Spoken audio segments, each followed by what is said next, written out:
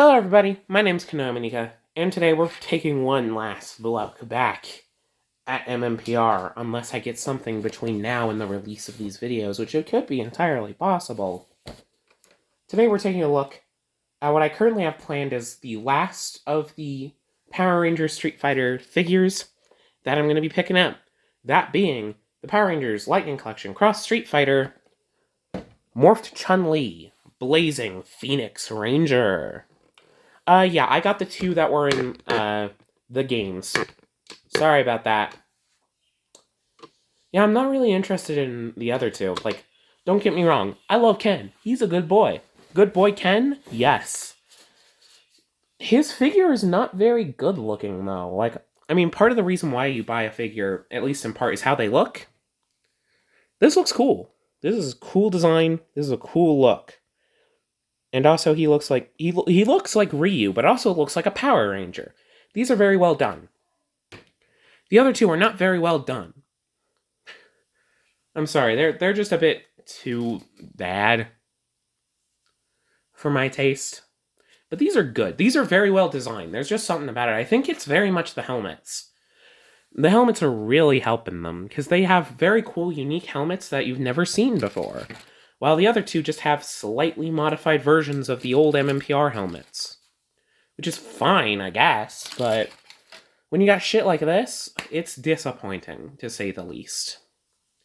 But getting into it here, let's look at the front of the box. Very similar. It's in a different location. I think this is a Chun-Li focused stage, probably. It's Chun-Li doing a bunch of kicks, because obviously... Power Rangers Cross Street Fighter, Lightning Collection, Morphed Chun-Li, the Blazing Phoenix Ranger. Again, we got a Street Fighter V render on the side. The top and whatnot has more of those random images. I think it's the exact same patterning done on the Ryu Ranger there. Funny reference. Bottom is legal information. This side has some wonderful art of the Chun-Li Ranger. Again, wonderfully done. The other side just has said Street Fighter V render, as well as the name of the figure. The back, again, has a loadout of everything that you get in the set. Lightning Collection, Street Fighter, Chun-Li doing another pose, another kind of iconic little crouching down pose. Morph Chun-Li, Blazing Phoenix. Let's get this open. Man, I can't believe Chun-Li is embodying the entirety of Phoenix, Arizona.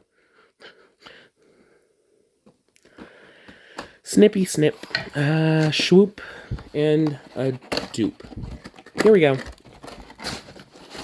Slide it out. Same kind of packaging as before. My paper is a tad more ripped this time, which is fine, I guess.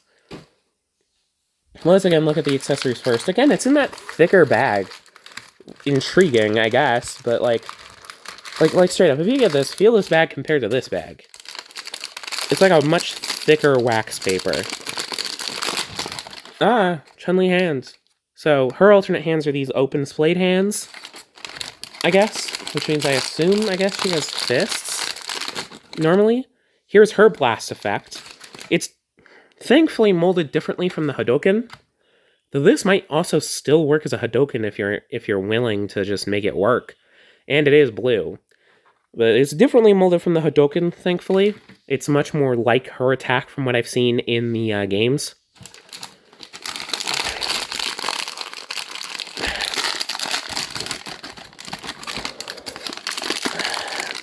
She also comes with her multi-kick attack, like her 1,000 kicks or whatever.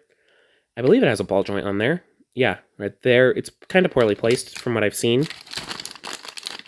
She also has her Blazing Phoenix effect part, which is also very well sculpted, very well done. I like it.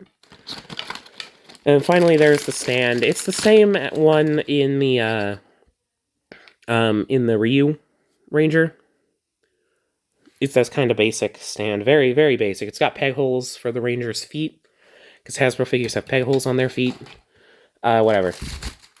Now let's get Chun out of the packaging.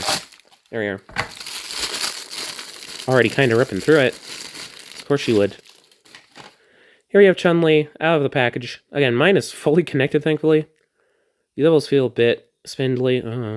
I don't like moving that. Why are her elbows so fucking thin? Jesus Christ. How thin are they on Where's White Ranger? Here we are. Previously looked at. Okay, it's about the same thickness. Okay, I'm worried about nothing.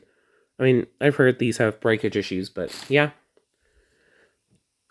Okay, yeah, that is a bit of a wobbly... Not as wobbly hips, much wobblier torso. That's fine. I can deal. Yeah, this is a very nice looking figure, all things considered. I like that her torso armor got some paint on it. It looks very nice. I really do like this bronze that they're also using as well. Man, I'm getting lucky on these Street Fighters, thankfully. I'm glad about that. And I'm getting lucky on the Street Fighters. Because I do really like these designs, and I would have hated to have bad figures of these designs. Like, seriously. The paint's a bit sloppy on my helmet, but that's reasonable. This is a cheesy yellow, though. That's weird. Why do they make that so weirdly yellow? I'm pretty sure it's supposed to be the same gold as everything else. Whatever. Again, a very Jetman-y helmet. I have to ask the designer... I need to find the designer of this someday and ask, hey, were you inspired by Jetman? Because they have to have been, right? Like, yes, they have the MMPR Morpher. Hers has, like, sculpting that's not very clear at all. It's very softly sculpted, unfortunately, and you can't really tell what's going on there. But that's okay. I mean, I prefer the printing look, but whatever.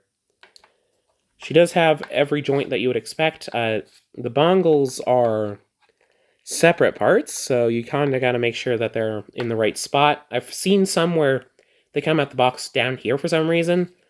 Mine are up here, thankfully. I don't know, maybe I got a second batch that was just nicer for some reason. I don't know. She's got those kind of tracksuity pants. Her thighs should probably be thicker. I'm not saying this in a sexual way, I don't give a shit. But, like, she does some very strong kicks, and, like, even the design in, like, fucking Battle for the Grid have these comedically large thighs. Like, Jesus Christ. Like, I get it. It makes sense given her power set, but, like, gosh. Here she is with Ken. Here they are together.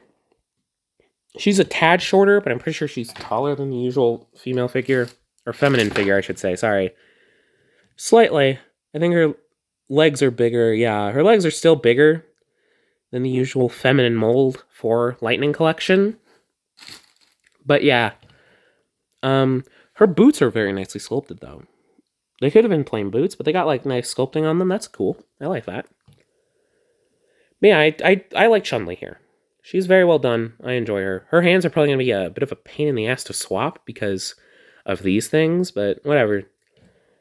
But yeah, I would recommend these. Again, go in cautiously. I've seen some QC horror stories on these things.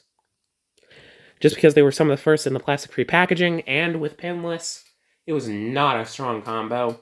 For Power Rangers, I've seen some goddamn horror stories with these things. But mine turned out okay. And that's what matters. Me. But yeah, if you like this video, let me know. Leave me feedback in the comments below. Let me know if I should do more of these, fucking Street Fighter figures. I'm currently not planning on it, but you could make me change my mind. So leave those thoughts in the comments below. Let me know what you think of this crossover, what you think of these figures, what you think of whatever. What you can't change my mind on is fuck the Cobra Kai crossover. Man, that sucks. I hate that one. It's so poorly done, and, like, the franchise is barely even a crossover. They're just martial arts things. But, like, otherwise, their nostalgia barely crosses over, so why do that crossover in the first place? Bye-bye!